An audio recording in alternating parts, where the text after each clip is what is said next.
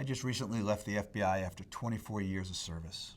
And during my career, I worked a variety of investigations, organized crime cases, public corruption investigations, and foreign spies. And during that time, we always knew who the adversary was. The hard part was trying to determine what they were doing and how they were doing it. Fast forward a couple of decades, and times have really changed. Back then, when a bank was robbed, the pool of suspects that we had to track down was typically limited to the number of people that were in the general vicinity at the bank at the time it was robbed. Because the person actually had to be there to steal the money, right? Makes perfect sense. But today, banks are being robbed electronically every single day.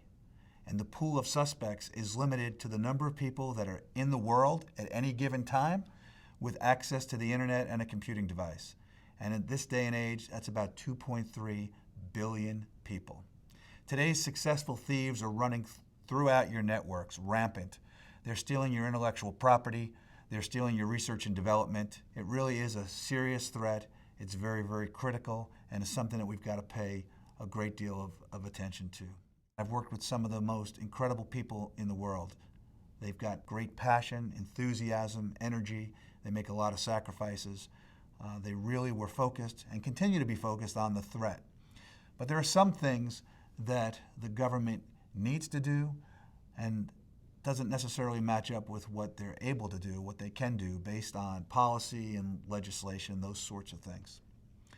I think that there are many opportunities in the private sector to really take a leadership role in this space. And I've said for many years that the private sector needs to step up and that the market is going to drive the innovation, the market is going to drive the changes that are necessary and that are required for us to be much more successful from a security perspective.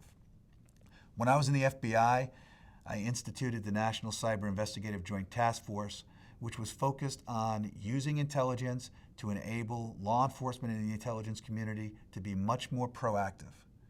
And I think that we can do this more in the private sector, where we can be proactive, we can be predictive, and we can be preventative. My decision to leave the FBI and come to CrowdStrike was a big decision. It took a lot of time and a lot of effort on my part, but I really see the opportunity for me to stay focused on the mission, but just from a different perspective. At CrowdStrike, we're looking to develop world-class services, whether it be incident response, adversary and malware detection, remediation. This is going to be a world-class team. And the ability and opportunity for me to work with a whole new group of people in my next phase of my life who are equally creative, who have the enthusiasm, the passion, the energy, the commitment to stay true to this space, to be a big part of the solution process. That to me is a big opportunity. That to me is something I'm looking forward to. We're looking for people who are dedicated, we're looking for people who have the technical capabilities, and we're looking for people to join us and stand side by side in this fight. If you think you've got those capabilities, drop us your resume, mission@crowdstrike.com. Looking forward to hearing from you and looking forward to staying in this fight. Thank you.